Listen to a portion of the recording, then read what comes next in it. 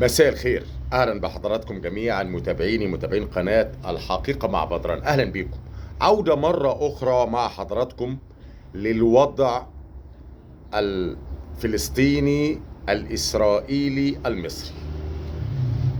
كلنا شايفين الوضع في غزة وقرارات الرئيس الامريكي ترامب، القرارات العدائية والعنيفة والاطماع في الشرق الاوسط، عكس ما كان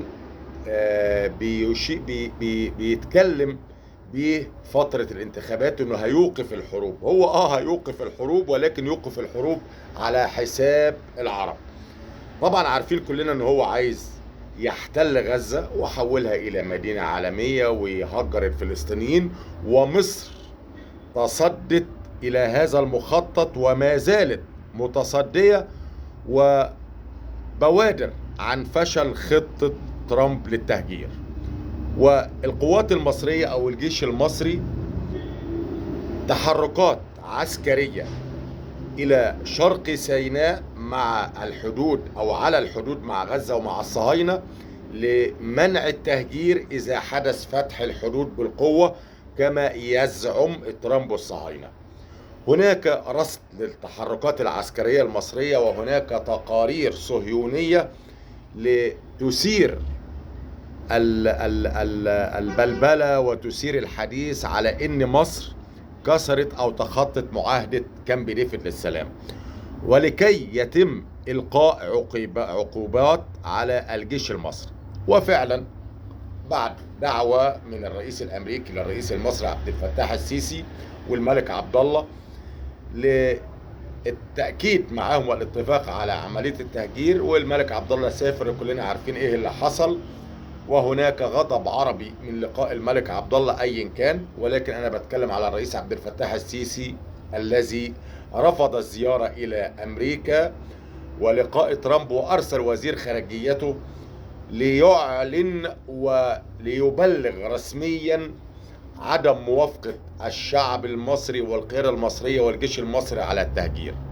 وهنا كانت الطامة الكبرى في العلاقات المصرية الأمريكية. العلاقات المصرية الأمريكية حاليا في انحدار وفي هبوط، وتم مبدئيا من البنتاجون الأمريكي إبلاغ رسميا للقيادة المصرية بوقف التعامل في التسليح أو صفقات التسليح المصرية الأمريكية، ودي مش مشكلة خالص، ووقف الصيانة للمعدات العسكرية الأمريكية المتواجدة في مصر. ودي أكيد الشعب المصري أو القيادة المصرية كلها بديل، ولكن دي هتؤثر نوعا ما على مصر. بكل الوسائل بيحاولوا عقب مصر، وقريبا أعتقد هناك عقوبات اقتصادية قريبا على مصر. مصر تحدت الغرب والرئيس السيسي والقيادة المصرية تحدى الرئيس الأمريكي في قراراته، وقد تراجع نوعا ما، ولكن منتظرين خطة الدول العربية لعرض خطة للوضع في غزة. مصر خطتها عدم تهجير أهل غزة وإعمار غزة وأهلها عليها، ولكن هذا يغضب الأمريكان ويغضب الصهاينة. من ضمن مطالب الأمريكان والصهاينة إن حماس تطلع من دائرة الضوء تماما، وطبعا حماس رفضت، ولكن هناك مقترح مصري إن حماس تبعد عن الإدارة المدنية وتعود إلى الأنفاق كقوات عسكرية أو ميليشيات عسكرية، ولكن تبعد عن إدارتها لقطاع غزة، ويتم إدارة قطاع غزة بنخبة من الضفة الغربية من الفلسطينيين بمساعدة مصر. دي الخطة المصرية اللي مصر هتعرضها على الدول العربية ويتم الموافقة عليها أو خطة بديلة لها، ولكن هي أوضح خطة وأكثر خطة تنال موافقة الجميع، وذلك بعد لقاء الدول العربية قريبا هذا الأسبوع والاتفاق على ذلك وعرضها على أمريكا. ولكن معنى كده ان التهجير ما خلصش، معنى كده ان الحرب ما خلصتش، لان نتنياهو يستعيد تمركز قواته على حدود غزة مرة اخرى، بتشجيع وموافقة أمريكية. ويتم حاليا تبادل الأسرى بين الصهاينة وبين الفلسطينيين.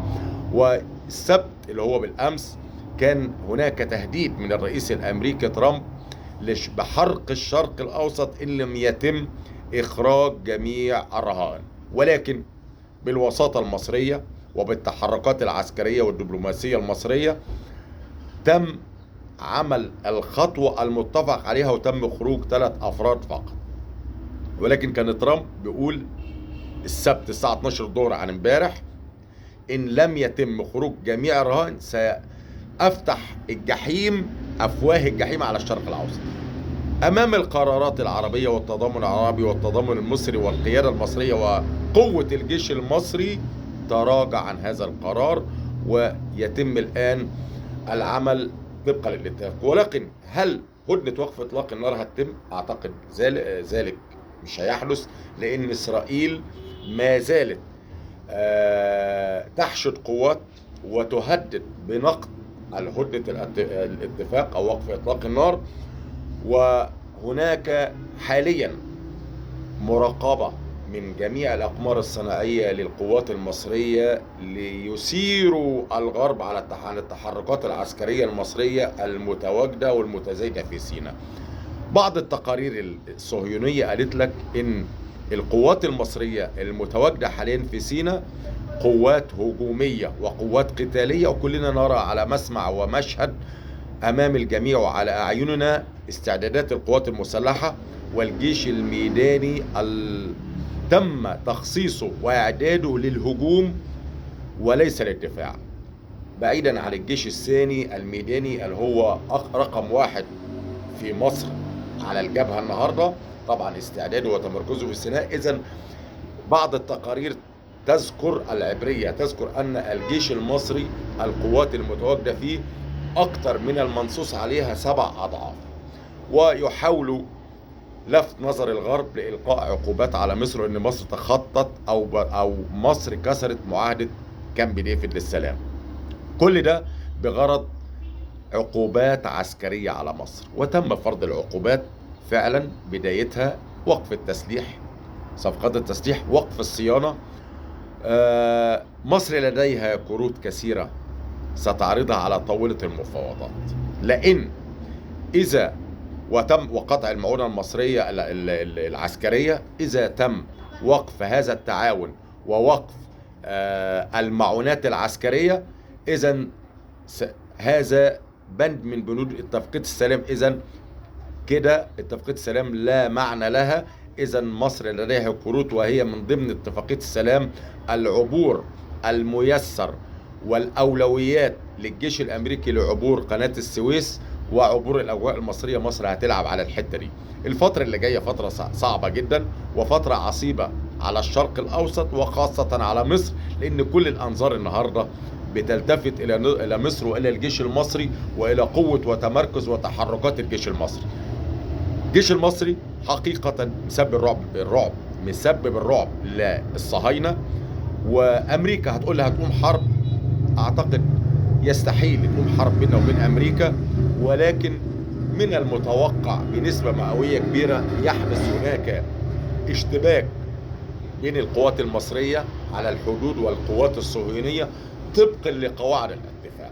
يعني ايه قواعد الاتفاق؟ قواعد الاتفاق ان انت ما تضربش عندي اماكن مدنية او بنية تحتية، والا هضرب بنية تحتية. ومصر مستعدة تماما، واشهرت عن اسلحتها التي تعمل على تدمير العمق الصهيوني في حال ضرب العمق المصري، ان هم بيهددوا بضرب سد النهضة. عملوا محاكاة على ضرب سد النهضة، سد العالي عفوا، وإن هيغرق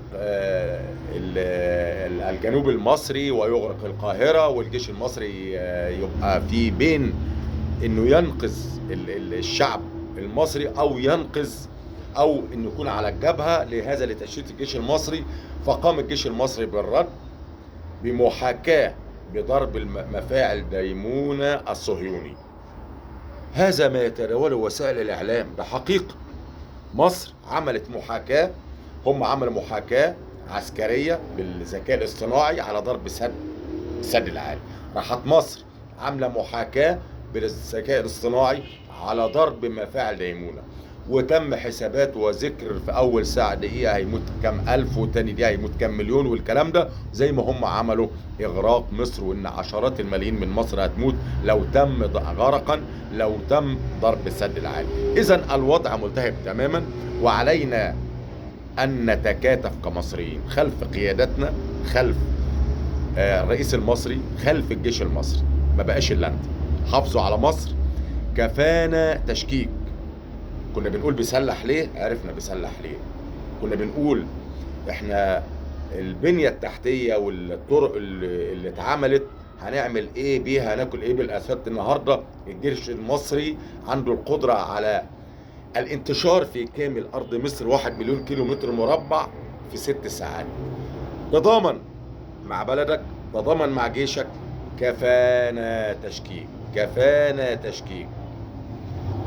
الجيش المصري محتاجك، وهي دي مصر أم الدنيا. الدول العربية السعودية متضامنة تماما لقرارات وإرادة مصر، والأردن كذلك، مع أن الملك عبد الله سافر وراح وتم الضغط عليه، ولكن قراراته كانت بمنتهى الذكاء.